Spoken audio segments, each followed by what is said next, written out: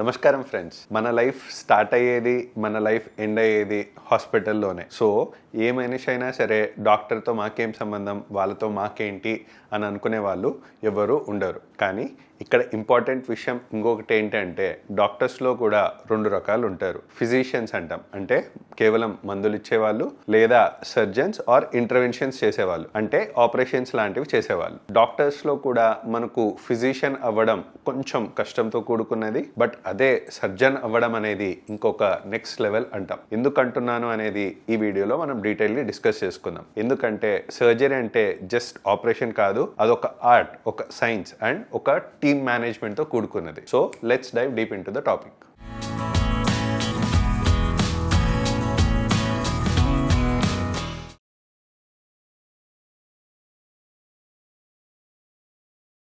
Friends, మీరు ఒక painting చూసినప్పుడు ఏం ఫీల్ అవుతారు? ప్రతి ఆర్టిస్ట్ కూడా ఒకే రకంగా పెయింట్ చేయడు. లైక్ డావిన్సీకి ఒక స్టైల్ ఉంటుంది, రాజా రవివర్మకి ఒక స్టైల్ ఉంటుంది. అందరూ కూడా ఆర్టిస్ట్లే, కానీ వారికి ఒక్కొక్కరికి ఒక్కొక్క స్టైల్ ఉంటుంది. అలాగే సింగింగ్ లో కూడా అందరూ పాడితే ఒక రకంగా ఉంటుంది, మన లెజెండరీ ఎస్పి బాలసుబ్రహ్మణ్యం గారు పాడితే ఇంకొక రకంగా ఉండి గూస్ బంప్స్ వచ్చేలా భలే ఫీలింగ్ తో ఉంటుంది. ఎగ్జాక్ట్లీ అదే విధంగా మనకి every doctor can treat and every physician, అంటే మనకు మందులు ఇచ్చే డాక్టర్లు కూడా మార్కెట్లో ఉన్న మందులను మాత్రమే ఇవ్వగలరు. But every surgeon is not the same. ఎందుకు అంటే, ఏ విధంగా అయితే ఒక్కొక్క ఆర్టిస్ట్ ఒక్కొక్క ఆర్ట్ని ఏ విధంగా అయితే ప్రజెంట్ చేస్తాడో, అదేవిధంగా ఎవ్రీ సర్జన్ చేసేది సేమ్ ఆపరేషన్ అయినా అది కూడా ఒక ఆర్ట్ లాగా, ఒక కళలాగా చేయడం జరుగుతుంది. ఒక మ్యూజిషియన్ స్టేజ్ మీద పెర్ఫామ్ చేసినట్టు, లేదా ఒక శిల్పి ఒక రాయిని బాగా చెక్కినట్టు, సేమ్ వే ఒక సర్జన్ అనేవాడు హ్యూమన్ బాడీ మీద, హ్యూమన్ లైఫ్ మీద ఒక ప్రిసిషన్ తో పనిచేయాలి.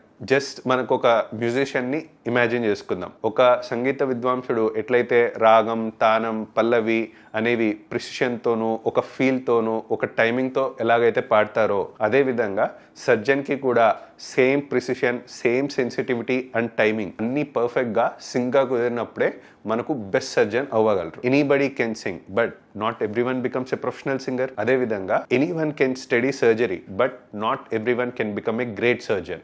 మనకి ఇక్కడ బాగా ఫేమస్ సేయింగ్ ఉంటుంది ఒక సర్జరీలో, దీన్ని మీరు తప్పకుండా వినాలి. ఎ surgeon should have the eyes of an eagle, hands of a women and heart of a lion అంటాం. అంటే ఇది 16th సెంచరీలో ఒక సర్జన్ చెప్పిన మాట. దీన్నే డీటెయిల్ గా బ్రేక్ డౌన్ చేసి చూద్దాం. ఐస్ ఆఫ్ అన్ ఈగల్ అంటే ఒక గద్ద లాంటి కళ్ళు అంటాం. అంటే మనకి గాల్లో పోతున్న గద్ద అనేది, ఈగల్ ఏం తినాలి అనేది కింద చూసి మనకి ఎక్కడో పైనుంచో ఫోకస్ చేసి బాగా షార్ప్ గా, ఫోకస్డ్ గా, డీటెయిల్ ఏం మిస్ కాకుండా ఏ విధంగా అయితే వెళ్తుందో, అదే విధంగా ఒక సర్జన్ కి కూడా సర్జికల్ ఫీల్డ్ లో చిన్న చిన్న బ్లడ్ వెజల్స్ ఉండొచ్చు, చిన్న చిన్న నరాలు ఉండొచ్చు, మైన్యూట్ అనటామికల్ వేరియేషన్స్ ఉండొచ్చు. ఎందుకంటే ప్రతి బాడీ కూడా ఒకే రకంగా ఉండకపోవచ్చు. అన్ని కూడా ఇవన్నీ సర్జన్ మైండ్ లో పెట్టుకొని దూరదృష్టితో ముందుగానే క్యాచ్ చేస్తూ ఉండాలి. ఎస్పెషల్లీ ఈ స్కిల్ అనేది మనకు లాప్రోస్కోపీ సర్జరీస్ లో గానీ, రోబోటిక్ సర్జరీస్ లో గానీ అత్యంత అవసరం అంటాం. నెక్స్ట్ క్వాలిటీ ఏమంటాం? హ్యాండ్స్ ఆఫ్ ఎ ఉమెన్, అంటే ఒక ఆడవారు లాంటి చేతులు లాంటివి. ఇక్కడ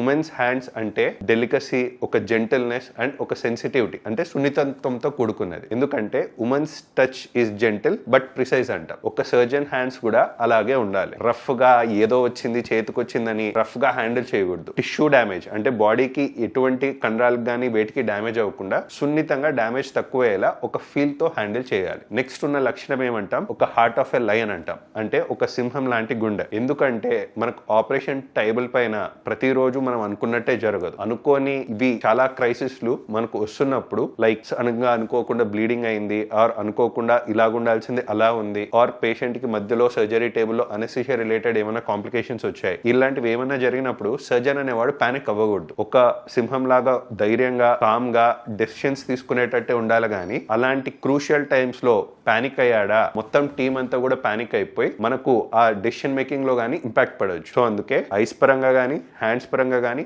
హార్ట్ పరంగా గానీ ఈ క్వాలిటీస్ అన్ని ఉంటేనే ఒక గ్రేట్ సర్జన్ అవ్వగలడు. Next, physician versus surgeon. ఇక్కడ అందరికీ ఒక మిస్కన్సెప్షన్ ఉంటుంది. ఫిజిషియన్ అంటే ఏం చేస్తారు? ఎగ్జామిన్ చేస్తారు, టెస్ట్ ఏమన్నా అవసరమైతే చేస్తారు అండ్ ఆ టెస్ట్ రిజల్ట్స్ బట్టి మనకు మెడిసిన్స్ అనేవి ప్రిస్క్రైబ్ చేస్తారు. That's their primary job. ఇది చాలా ఇంపార్టెంట్ అండ్ ఇది మెయిన్లీ బ్రెయిన్ తో కూడుకున్నది. అందుకే ఎక్కువ మంది కొంచెం ఫన్నీ సైడ్ గా ఏమంటారు, ఇప్పుడే వచ్చిన జూనియర్ డాక్టర్ కంటే ఎక్స్పీరియన్స్డ్ పాత పేషెంట్ కి ఎక్కువ నాలెడ్జ్ ఉందని ఎట్లాగైతే కామెడీగా అంటారో, సేమ్ వే ఇక్కడ మనం ఏం వాడుతున్నాం, కేవలం బ్రెయిన్ వాడుతున్నాం. అంటే ఈ సిమ్టమ్ వస్తే ఈ టెస్ట్ చేసుకోవాలి, ఈ టెస్ట్ వచ్చి ఈ డిసీజ్ అయితే మనకి ఈ మెడిసిన్ ఇవ్వాలి అనేది క్లియర్ కట్ గా ఉంటుంది. ఇది కేవలం బ్రెయిన్ తో కూడుకున్నది. కానీ అదే సర్జరీ విషయం వరకు వస్తే సర్జన్ కూడా మందులు ఇస్తారు, కానీ సర్జరీ అనేవాడు ఆపరేట్ కూడా చేస్తాడు. ఆపరేషన్ చేసేటప్పుడు కేవలం బ్రెయినే కాదు, మన బాడీ గానీ హ్యాండ్స్ గానీ అన్ని సైమల్టేనియస్ గా వర్క్ చేయాలి. సో ఒక ఫిజిషియన్ అనేవాడు ఒక నావిగేటర్ లాంటి వాడు. అంటే జస్ట్ మ్యాప్ చూసి రైట్ వెళ్ళాలా లెఫ్ట్ వెళ్ళాలా అని చెప్తే సరిపోతుంది. కానీ సర్జన్ అనేవాడు ఒక పైలట్ లాంటి వాడు. తనే ఏరోప్లేన్ ని నడపాలి రియల్ టైంలో. అది కూడా సడన్ గా మనకు అన్ఎక్స్పెక్టెడ్ జర్క్లు ఏమొచ్చినా తనే హ్యాండిల్ చేసేంత కాన్ఫిడెంట్ గా సర్జన్ అనేవాడు ఉండాలి. So if anything goes wrong in the operation theatre, surgeon నే మనం అకౌంటబుల్ చేస్తాం. అందుకే సర్జన్ నే ఒక కెప్టెన్ ఆఫ్ షిప్ గా కూడా చూస్తాం. కెప్టెన్ అనేవాడు ఏం చేస్తాడు, టీమ్ ని మొత్తం లీడ్ చేస్తాడు. రైట్ టైం కి రైట్ డెసిషన్స్ తీసుకోవాలి. ఉరుములు మెరుపులు వచ్చినా పానిక్ అవ్వకుండా ప్రతి క్రూ మెంబర్కి ఎట్లాంటి రెస్పాన్సిబిలిటీస్ వచ్చి ఆ డేంజర్ సిచ్యువేషన్ నుంచి బయటికి పడాలో ఎగ్జాక్ట్లీ ఆపరేషన్ థియేటర్లో కూడా సేమ్ థింగ్ జరుగుతుంది.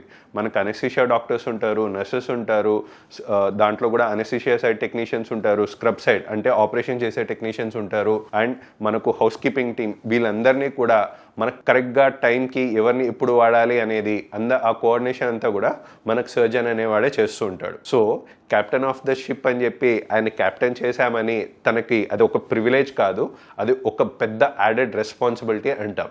నెక్స్ట్ మనం డిస్కస్ చేసుకోబోయేది physical demands of a surgeon. అంటే ఇక్కడ మనకి మెయిన్ థింగ్ ఏంటి అంటే surgeon's job is physically very demanding. Extremely కండిషన్స్లో మనకు సమ్టైమ్స్ పెద్ద పెద్ద కాంప్లెక్స్ సర్జరీస్ అనేవి 8 గంటల నుంచి 10 గంటలు, సమ్టైమ్స్ 12 గంటలు కూడా జరగచ్చు. అండ్ ఈ టైంలో అంతా కూడా ఒకే పొజిషన్లో స్టాండింగ్లో ఉంటాడు, లేకుంటే కిందికి వంగి సర్జరీ చేస్తుంటారు. అవే లాప్రోస్కోపిక్ సర్జరీస్ అయితే మనకు ఆర్మ్స్ షోల్డర్ లెవెల్లో అంతా రైస్ చేసి ఈ విధంగా ఇన్స్ట్రుమెంట్స్ అది మానిటర్ని చూసుకుంటూ చేయాలి. సో ఈ విధంగా జస్ట్ ఇమాజిన్ ఒకే పొజిషన్లో 5 hours, 8 hours, 10 hours కంటిన్యూస్గా నిల్చుంటే మనకి ఇదేమీ ఎప్పుడో ఒకసారి చేసేది కాదు. డైలీ వారి పనిగా సర్జన్ అనేవాడు రోజు ఇదే చేస్తూ ఉంటాడు. ఇలాంటి కాంప్లికేటెడ్ సర్జరీస్లో సమ్టైమ్స్ లంచ్ బ్రేక్ ఉండదు, టైంకి తినడం ఏముండదు, పేషెంట్స్ ఎవరైనా ఓపీడీలో వచ్చినా పెద్ద పట్టించుకునేది ఏముండదు. బికాస్ మధ్యలో సర్జరీ జరుగుతుండగా ఈ మధ్యలో ఆపరేషన్ చేస్తున్న పేషెంట్ని వదిలి బయట ఓపీడీలో వెయిట్ చేస్తున్న పేషెంట్ అసలు ఇంపార్టెంటే కాదు.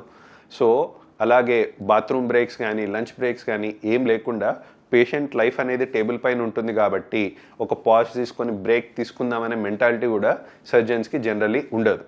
అందుకే జనరల్లీ ఒక్కొక్కసారి ఏమంటారంటే స్టడీస్లో ఒక సర్జన్ ఒక మేజర్ సర్జరీకి వెళ్తే ఎంత స్ట్రెస్ అవుతాడు అంటే ఒక 5 to 8 kilometers నడిస్తే ఎంత స్ట్రెస్ అవుతాడో అంత స్ట్రెస్ మనకు ఒక మేజర్ సర్జరీ వల్ల సర్జన్కి వస్తుంది అని చెప్తూ ఉంటాం.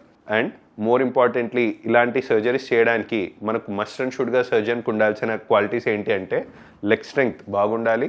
అంటే కాళ్ళకి అంతంతసేపు అన్నన్ని గంటలు అలసత్వం లేకుండా ఫెటిగ్ లేకుండా నిల్చోడానికి leg strength has to be good.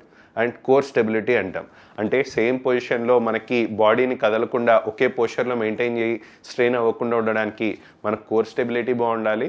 And hand steadiness, ఎందుకంటే అన్నన్నిసేపు చేతులతోనే మనకు మెయిన్ సర్జరీ ఉంటుంది కాబట్టి ఫిజికల్లీ ఎక్కువ టైర్ అయ్యే కొద్ది కొందరికి ఏమవుతుందంటే కొంచెం కాళ్ళు చేతులు వనకడము, కొంచెం ట్రెమర్స్ లాగా రావడం ఇవన్నీ కూడా జరుగుతూ ఉంటాయి.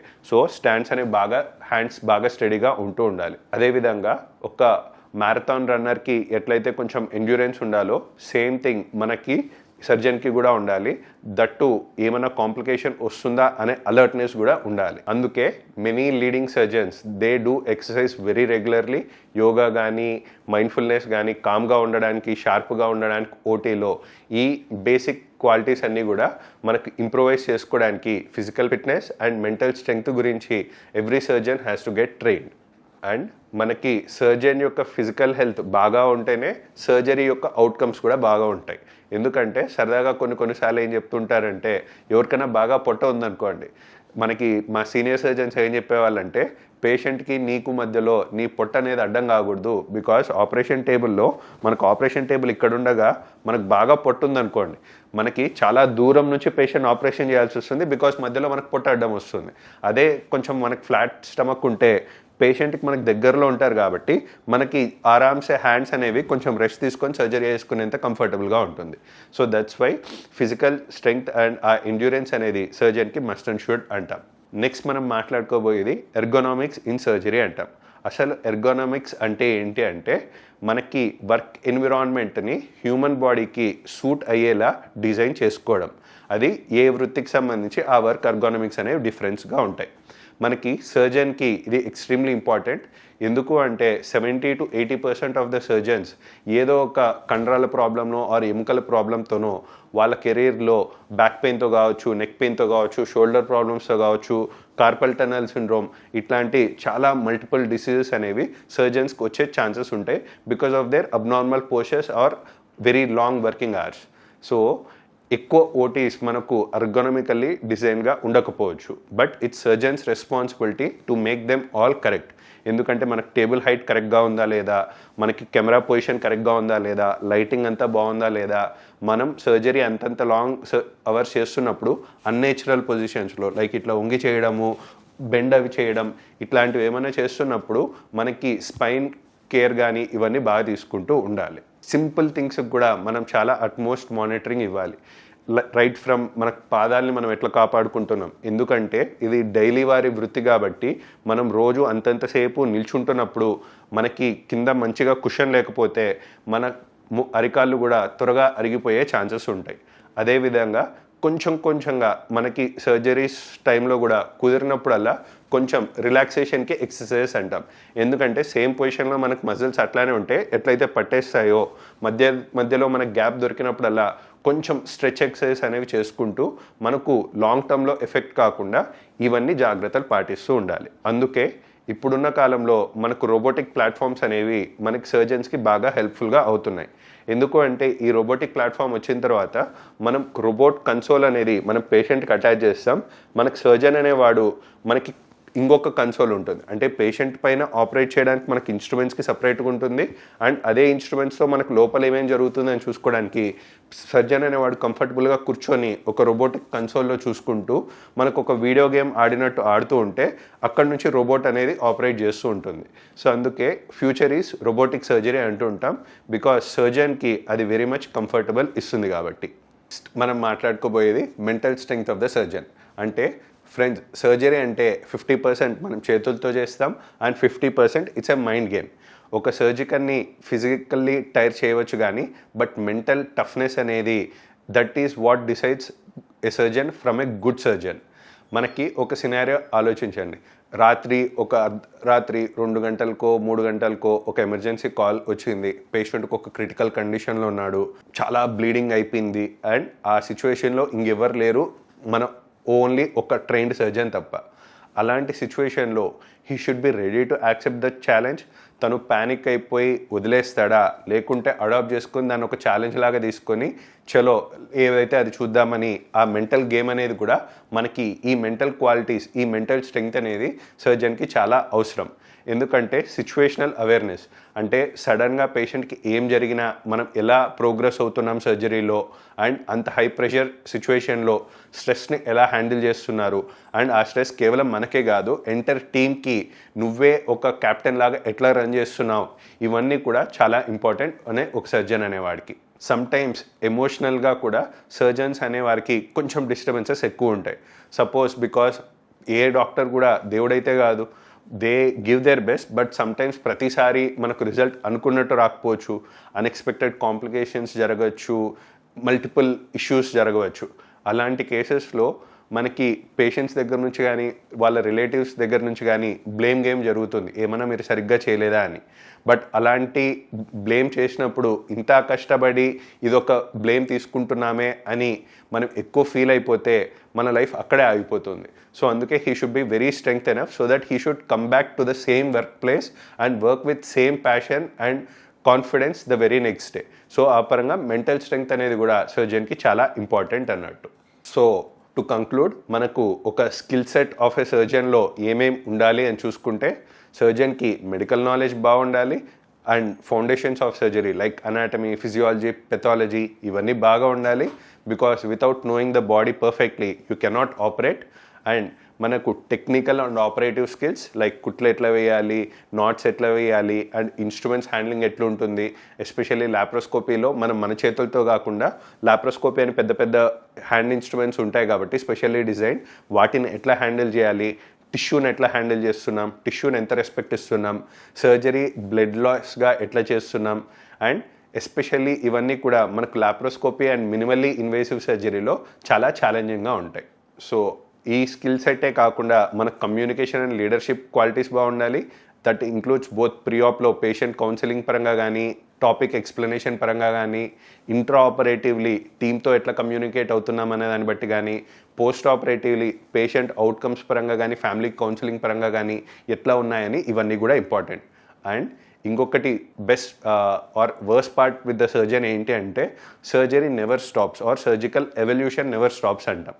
అంటే ఒక 10 years 15 years ముందు సర్జరీ ఉన్నట్లు ఈ టైంలో ఉండకపోవచ్చు. Because సర్జరికల్ evolution keeps changing. Every 5 yearsకి 10 yearsకి కొత్త కొత్త టెక్నాలజీ వస్తుంది.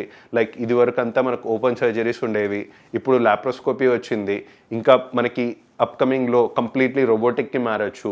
ఇలా ఒక్కొక్క టెక్నాలజీ అనేది వస్తూ ఉంటుంది. సో సర్జన్ అనేవాడు definitely he has to catch up with the pace of the evolution. So ఆ పరంగా కంప్లీట్లీ అప్డేటెడ్గా లేకపోతే he'll be running behind in the race. And ఒక ఎంపతి అనేది కూడా ఉండాలి. ఎందుకంటే ఒక పేషెంట్ అనేవాడు మనల్ని నమ్మి తన బాడీని సరెండర్ చేస్తున్నప్పుడు వారికి రకరకాల భయాలు, చెప్పుకోలేని బాధలు అన్నీ ఉంటాయి. ఇవన్నీ కూడా మనం అడ్రస్ చేయకుండా కేవలం సర్జరీ మాత్రమే బాగా చేసి ఈ పేషెంట్కి ఎంపతి ఫ్యాక్టర్ అది మిస్ అయినా కూడా తను గొప్ప సర్జన్ కాలేకపోవచ్చు. So not everyone can be a great surgeon. And MBBS చదివిన ప్రతి ఒక్కరూ గొప్ప డాక్టర్ అవ్వగలరు.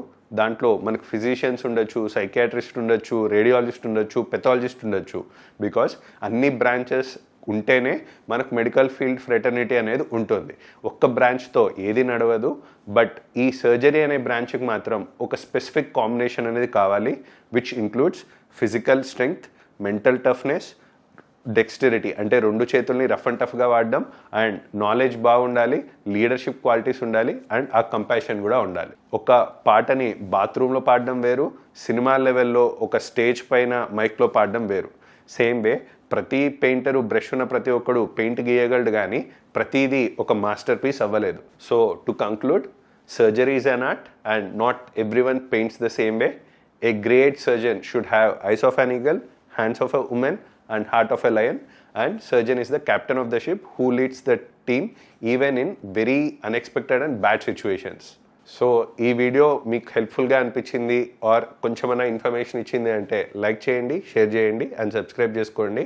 ఆర్ ఒకవేళ ఆల్రెడీ మీకు ఏమైనా సర్జరీ జరిగింది ఆర్ మీరు సర్జన్ అవ్వాలనుకుంటున్నారు or any concerns you have, you can type in the comments. I will see in the next video. Take care of yourself and by.